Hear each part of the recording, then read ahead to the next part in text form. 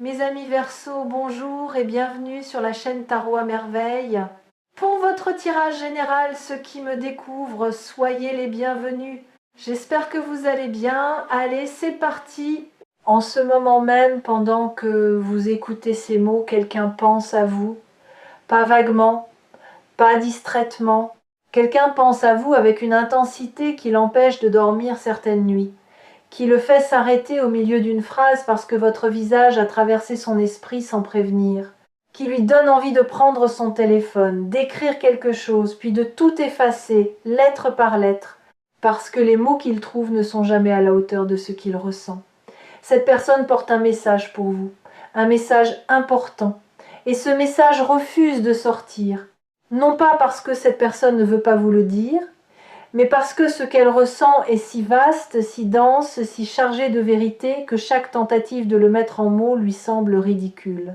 Comme essayer de verser l'océan dans un verre d'eau. Aujourd'hui, nous allons écouter ce message ensemble, pas en devinant des détails, en ressentant l'énergie qu'il porte. Et pour cela, je vais faire quelque chose de différent. Je ne vais pas vous parler de cette personne directement. Je vais la peindre, trait par trait, couche par couche, comme un portrait qui se révèle lentement sur une toile blanche. Et au fur et à mesure que ce portrait prendra forme, vous la reconnaîtrez, pas par son nom, par la sensation qu'elle éveille en vous. Premier trait, les mains. Cette personne a des mains qui parlent, vous l'avez peu, être remarqué sans y prêter attention. La manière dont elle touche les objets, dont elle tient une tasse, dont ses doigts bougent quand elle réfléchit ou quand elle est nerveuse. Ses mains trahissent ce que sa bouche tait. Quand elle est en votre présence, ses mains font des choses qu'elle ne contrôle pas. Elles se rapprochent de vous, elles ajustent quelque chose, n'importe quoi, juste pour occuper l'espace entre vous et elle. Elle tremble parfois, à peine, quand la conversation touche un sujet trop proche de ce qu'elle voudrait vous dire. Ses mains portent des années de mots retenus, des caresses jamais données, des lettres jamais écrites, des gestes commencés puis interrompus par la peur. Si vous prêtez attention à ses mains la prochaine fois que vous verrez cette personne, vous lirez tout ce qu'elle n'a pas le courage de prononcer. Deuxième trait, le regard. Il y a une manière particulière dont cette personne vous regarde. Et cette manière est différente de celle dont elle regarde les autres. Ce n'est pas un regard appuyé ou insistant. C'est un regard qui dure une fraction de seconde de plus. Juste assez pour que quelque chose passe. Pas assez pour que vous puissiez le nommer avec certitude. Vous l'avez senti, ce regard peut être, en avez-vous douté, immédiatement après.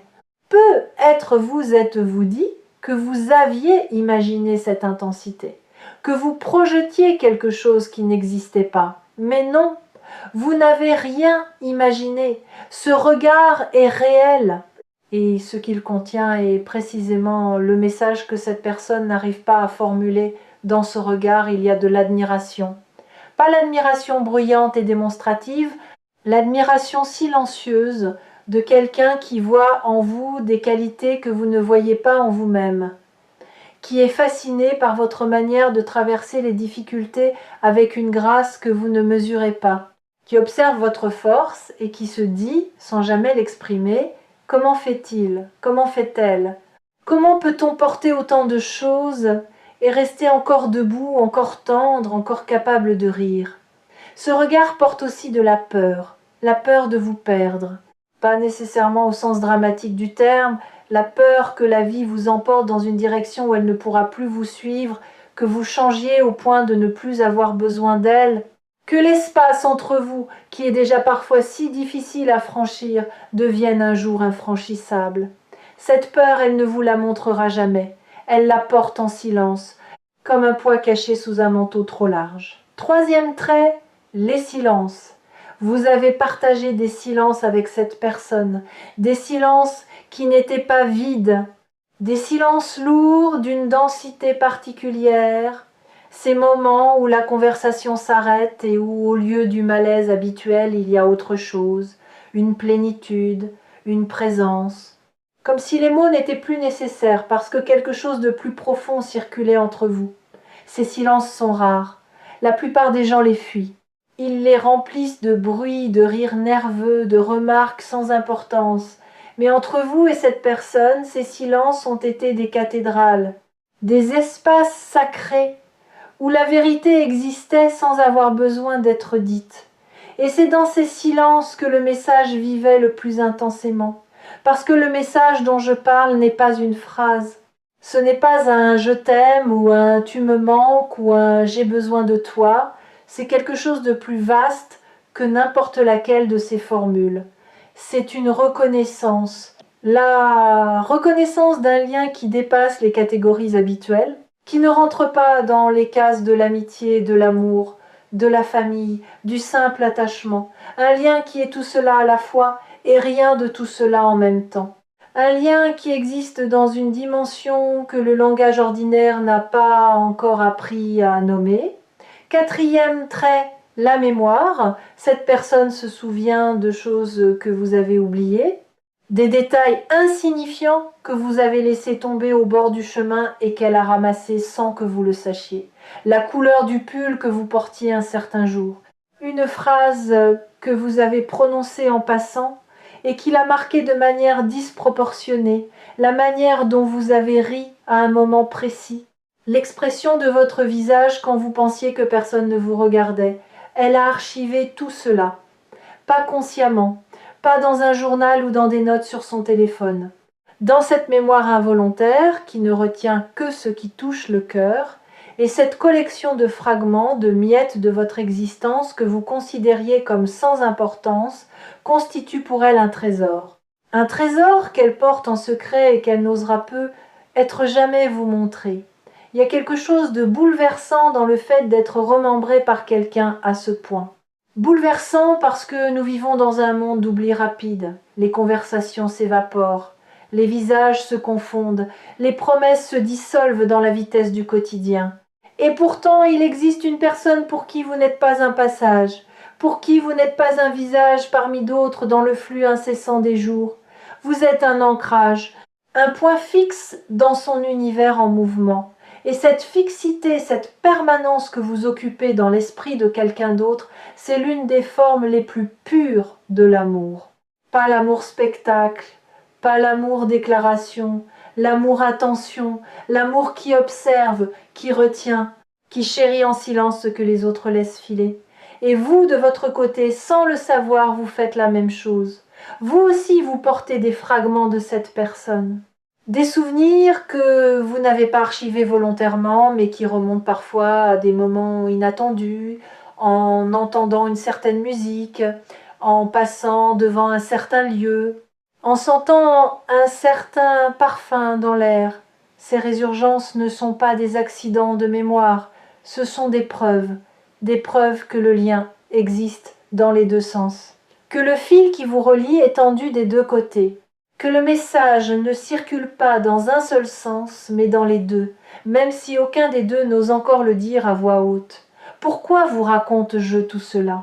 Pourquoi est-ce que je peins ce portrait avec autant de détails? Parce que le message que cette personne veut vous dire, vous ne pourrez le recevoir que si vous comprenez d'abord la profondeur du lieu d'où il vient. Un message n'est pas seulement des mots, c'est un paysage. C'est un écosystème entier, de sentiments, de souvenirs, de peurs et d'espoir, qui convergent en un seul point d'expression. Et si vous recevez ce message sans voir le paysage qui le porte, vous le réduirez à sa surface. Vous entendrez les mots, mais vous manquerez la musique. Alors voici le message, tel que je le perçois, tel qu'il vibre dans l'énergie de cette lecture. Et je vous demande de l'écouter, non pas avec vos oreilles, mais avec cet endroit en vous qui reconnaît la vérité quand elle se présente. Le message est celui-ci. Vous avez compté, vous comptez, et vous compterez toujours. Cela semble simple, presque banal, dit comme ça. 3 phrases, quelques mots, mais ne vous y trompez pas. Les vérités les plus profondes tiennent rarement dans des paragraphes entiers. Elles tiennent dans des éclats, des fulgurances. Des mots si justes qu'ils n'ont besoin d'aucune décoration pour toucher l'endroit exact où ils doivent aller, mais laissez ces mots infuser. Laissez-les descendre au-delà de votre mental, au-delà de votre première réaction, jusqu'à cet endroit en vous qui doute de sa propre importance, cet endroit qui se demande dans les moments de solitude si quelqu'un pense réellement à lui, si son absence serait remarquée, si sa présence fait une différence. La réponse est oui. Et cette personne est la preuve vivante de ce oui. Vous avez touché cette personne d'une manière que vous ne soupçonnez pas. Pas par un grand geste héroïque, pas par un discours inspirant, par votre manière d'être, votre manière de rester humain quand il aurait été plus facile de se blinder, votre manière de poser une question sincère quand tout le monde se contente de réponses de surface, votre manière d'être présent, vraiment présent, dans un monde où la plupart des gens ne font que passer. Cette personne a vu cela.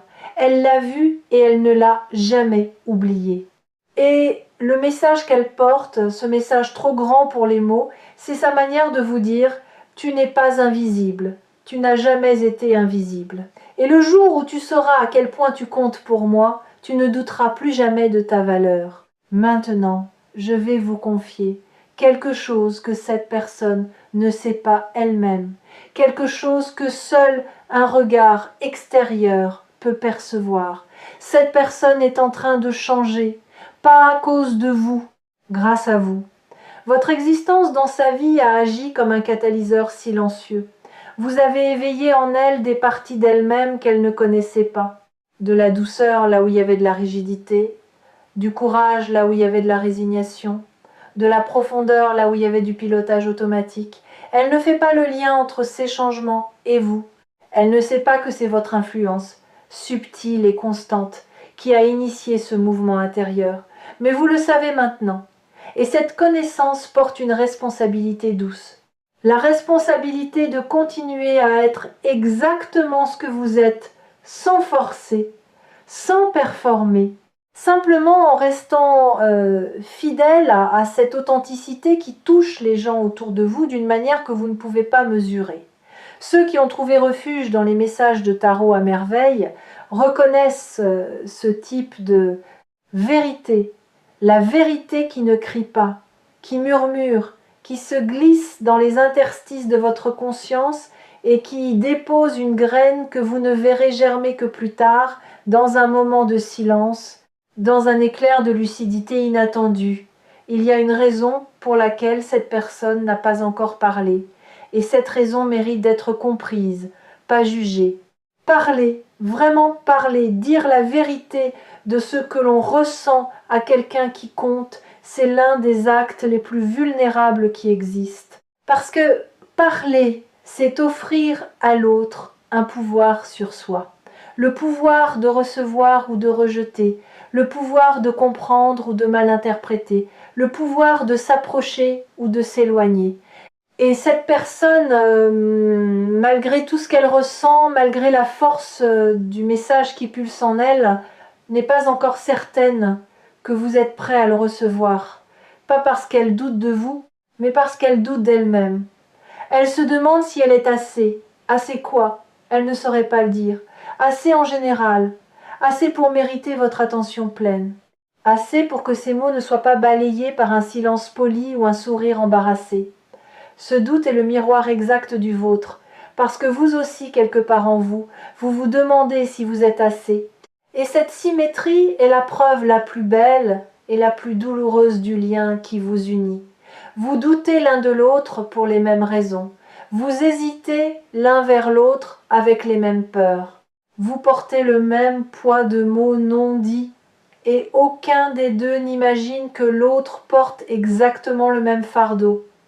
Il y a dans votre vie un moment qui approche, un moment pivot, pas un événement spectaculaire, quelque chose de petit en apparence, une conversation ordinaire qui sans prévenir va basculer dans l'extraordinaire, un instant où les défenses tomberont, pas les deux en même temps, peut être, mais l'une des deux en premier. Et ce premier mouvement d'ouverture créera l'espace pour le second, comme un premier flocon qui annonce la neige, comme un premier mot qui ouvre un discours entier.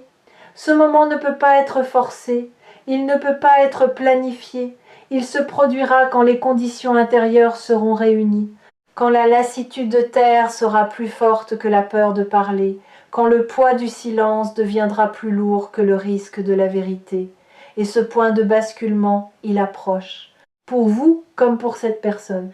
Je veux vous raconter comment fonctionne ce type de basculement parce que le comprendre va vous aider à le reconnaître quand il se produira. Les grands moments de vérité entre deux êtres humains ne surviennent presque jamais dans les circonstances idéales. Ils ne se produisent pas au coucher du soleil, avec la bonne musique en arrière-plan et les mots parfaits au bout de la langue. Ils surviennent dans les moments banals, dans une cuisine, dans une voiture, au milieu d'une activité ordinaire. Quand la garde est baissée, parce que rien ne laissait présager que ce moment serait celui-là. C'est précisément l'absence de mise en scène qui permet à la vérité de se faufiler. Parce que la vérité n'aime pas les projecteurs, elle préfère les interstices, les coins d'ombre, les parenthèses du quotidien où personne ne fait attention. Alors quand ce moment viendra, il ne ressemblera pas à ce que vous imaginez, il sera plus petit, plus humble, plus tremblant et infiniment plus beau que n'importe quel scénario que votre mental aurait pu construire. Parce que la beauté véritable ne se fabrique pas, elle émerge comme une source, comme un premier rayon à travers les nuages, comme un mot qui sort enfin après des années de silence. Votre rôle en attendant n'est pas de pousser, de provoquer, d'arracher des mots à quelqu'un qui n'est pas encore prêt. Votre rôle est d'être un espace sûr, un territoire où la vérité est bienvenue, où la vulnérabilité n'est pas punie, où les mots maladroits sont accueillis avec la même tendresse que les mots parfaits. Et vous êtes cet espace, vous l'avez toujours été. C'est d'ailleurs pour cela que cette personne a choisi inconsciemment de porter son message vers vous et pas vers quelqu'un d'autre. Parce qu'elle sait, dans un endroit au-delà des mots, que vous saurez entendre ce que les autres n'entendraient pas. Parlons maintenant de ce qui change en vous pendant que ce message se prépare à émerger. Parce que ce n'est pas seulement cette personne qui est en mouvement, vous aussi, vous êtes en train de développer une capacité nouvelle, ou plutôt de redécouvrir une capacité ancienne, la capacité d'écouter au-delà des mots, de percevoir l'intention derrière le geste, le besoin derrière la demande, la blessure derrière la colère. Cette capacité, vous l'avez toujours eue, mais la vie vous a appris à la mettre en sourdine, parce que ressentir autant était épuisant, parce que comprendre les gens à ce niveau de profondeur vous exposait à leur douleur en plus de la vôtre.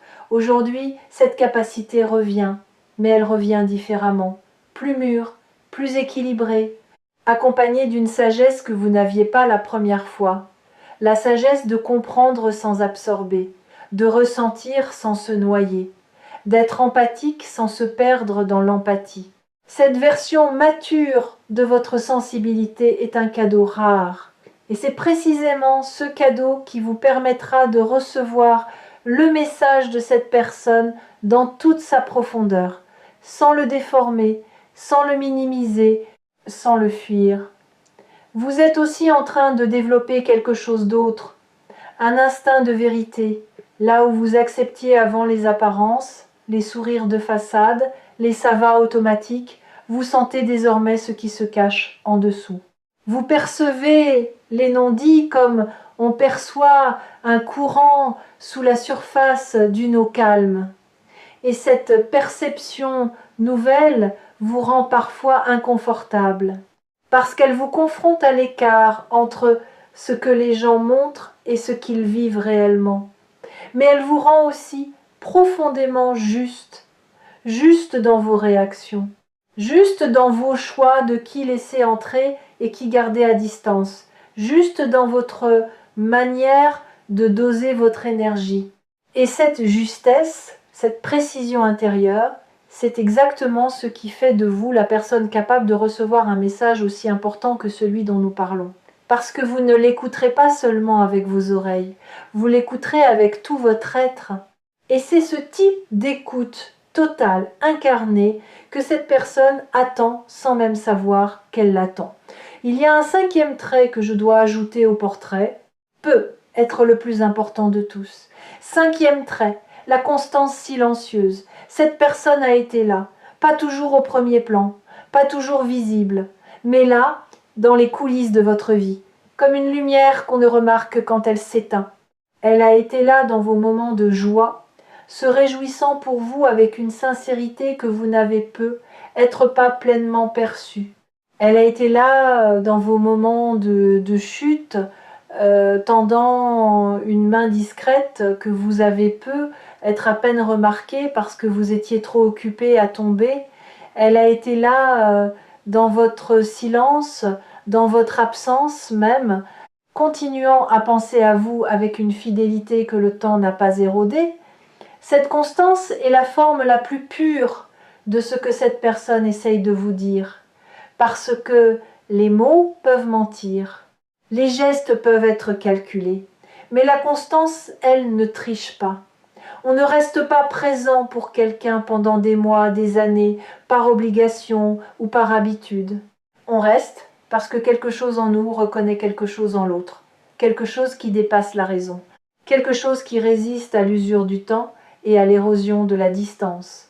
Ce portrait est maintenant suffisamment avancé pour que vous commenciez à voir, pas avec les yeux, avec le cœur. La personne que je viens de peindre, vous la reconnaissez, peut être avec surprise, peut être avec émotion, peut être avec une forme de soulagement, comme quand on entend enfin à voix haute ce qu'on savait tout bas depuis longtemps. Si les énergies captées ici sur Tarot à merveille sont aussi précises aujourd'hui, c'est parce que ce message refuse d'attendre plus longtemps. Il a été contenu trop longtemps, il a mûri dans le silence jusqu'à atteindre une densité qui le rend presque impossible à retenir. Et quand un message atteint ce degré de maturité, il trouve toujours un chemin pour sortir. Parfois par les mots, parfois par un geste, parfois par un regard qui dure une seconde de trop et qui dit tout. Ce que je vous demande maintenant, c'est de ne pas fermer la porte. Si vous avez identifié cette personne, si son visage est apparu dans votre esprit pendant cette lecture, ne laissez pas votre mental reprendre le contrôle. Ne laissez pas la voix du doute vous convaincre que vous avez tout inventé, que vous projetez vos propres désirs, que c'est impossible. Parce que cette voix ne protège rien, elle empêche tout. Elle est le gardien d'une prison que vous n'avez plus besoin d'habiter. La prochaine fois que vous verrez cette personne, ou que vous lui parlerez, ou même que vous penserez à elle, faites quelque chose de simple. Soyez présent, totalement présent, pas avec un agenda caché, pas avec l'intention de provoquer une révélation, juste présent. Et dans cette présence, laissez l'espace exister entre vous sans essayer de le remplir. Parce que c'est dans cet espace que le message pourra enfin respirer, qu'il pourra prendre la forme qu'il choisira. Motte, geste, regard ou silence habité. La forme n'a aucune importance. C'est le contenu qui compte. Et le contenu est déjà là, vibrant, vivant, attendant sa permission de naître. Vous méritez d'entendre ce message, pas parce que vous êtes parfait, parce que vous êtes réel. Parce que dans un monde de surface, vous êtes quelqu'un de profondeur, et la profondeur attire la profondeur. Toujours, le portrait est terminé, la toile est devant vous. Et la personne qui vous regarde depuis cette toile a quelque chose à vous dire, quelque chose de très important, quelque chose qui, une fois dit, ne pourra plus être non dit, et qui changera la couleur de tout ce qui viendra après. Soyez prêts. Non pas en vous préparant à un discours ou à une confrontation, en préparant votre cœur à recevoir, en desserrant le poing que vous gardez fermé depuis si longtemps par peur de ce que l'ouverture pourrait coûter. Et croyez-moi, l'ouverture coûte toujours moins cher que la fermeture. Toujours. Parce que la fermeture vous protège peut être de la douleur, mais elle vous prive aussi de tout le reste, de la joie, de la connexion. De cette sensation irremplaçable d'être vu par quelqu'un qui vous connaît vraiment. Prenez soin de ce lien. Il est plus précieux que vous ne le pensez. Et souvenez-vous que sur Tarot à merveille, chaque message est une porte, pas une réponse définitive, une porte. Et c'est vous qui décidez de la franchir. Celle-ci est ouverte. La personne de l'autre côté attend. Et ce qu'elle a à vous dire vaut chaque seconde de patience, chaque battement de cœur et chaque pas que vous ferez pour la rejoindre.